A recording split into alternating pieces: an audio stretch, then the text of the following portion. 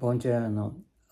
As everybody agreed, I will reduce the new video recordings down to 10 minutes for each session. And within the 10 minutes, hopefully I could cover as much as possible. But in this first session of the new video production, the subject is basically what we covered in the last meetup with 3 members of the discussion group.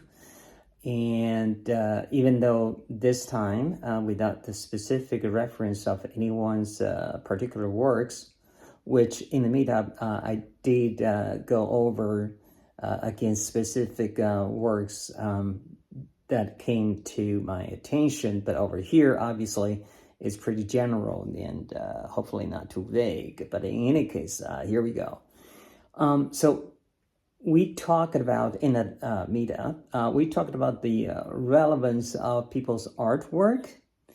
And what is the relevance? I guess I want to kick off in this first session, which is basically a relevance is something that a artistic persona, and in English persona is different from in Spanish or Italian persona. In English, to my best understanding, is some characteristics to be shared in kind between different individuals. And, persona, equivalent to English personal, but in Italian and Spanish, it's not the same. So artistic persona is something that is very, very subculture, but still is not on the individual basis, but to be shared in kind. So anyway, so relevance is here, what I mean, or by my own personal definition, is something that sums up, your work that tells about you, reflect loyally, and that is basically what your artwork is, appealing to others. And this others is the people in kind of similar persona, right? So that can go as your education, your upbringing, and your work and life experience. So basically, it's all about your value, the personal value. So the artistic style and the aesthetic taste become just part of it. So let's say you feel very strongly about certain social or economic issues, and you feel like you want to convey a very powerful message.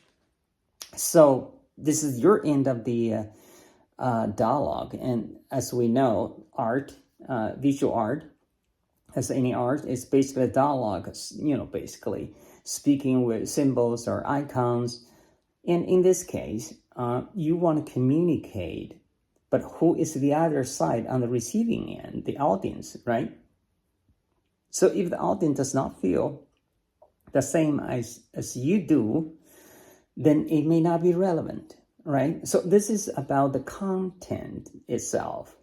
And what about the formalist styles, which is the same thing? Certain people are used to certain things, and they may or may not like the style that you like. So in that case, you want to have the effective communications through your arts, then you do need to worry about the so-called relevance, which is my own term. So, of course, when we started artistic creation, at least for myself, it's so emotional. It's not really that rational. So basically, you don't really think too much. You just, pour it out, just let it go.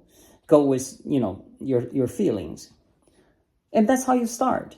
But I also mentioned it to the 3 members in the meetup that in any artwork, whether it is a abstract or not, there always has to be an order. Whether that order is in, harmony or not, there has to be a general theme of the subject so that people know what you're trying to convey.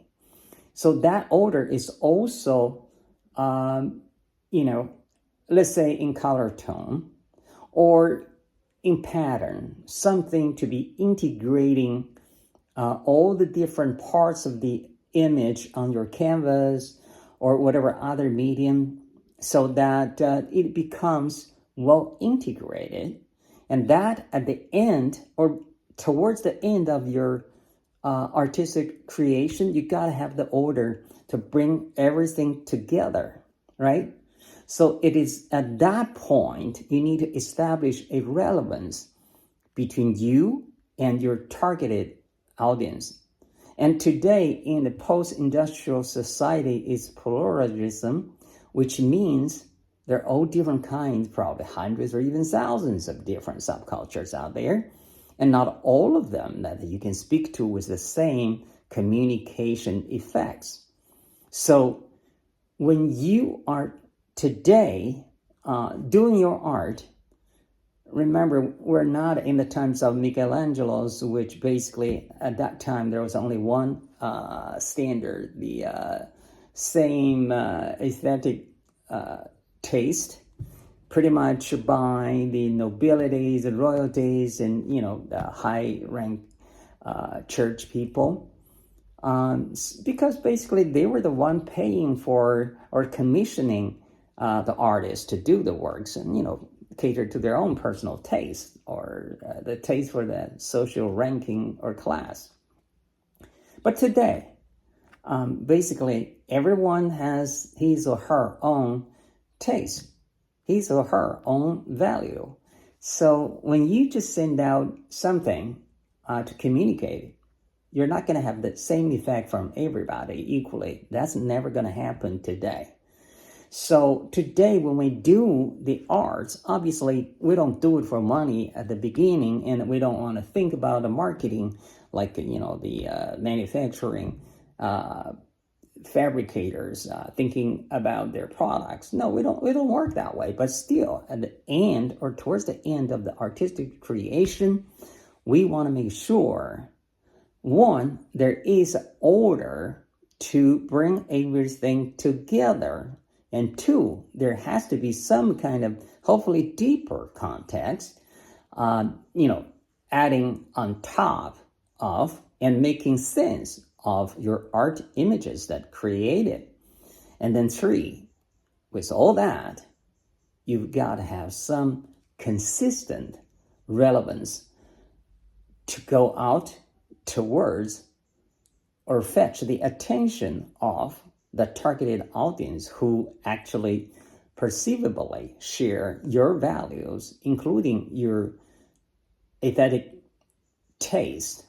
So when you achieve that, it is a lot more possible or likely that you can achieve the kind of communicating effects you need, let alone, of course, if you're depending on selling the artwork to make a living, to pay your bills, then you better have the relevance, meaning, the other side recognize your value of your artistic creations. So that is what I mean by relevance, at least at this first basic on the surface level.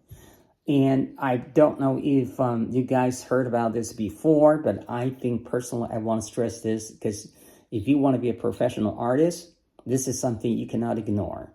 We're at, again, post-industrial times. So we have all the different subcultures come out. Each one is good, for itself, and you can only effectively reaching out to a few of them, not all of them. So nevertheless, relevance is important. Now let's wrap up this session here. Ciao.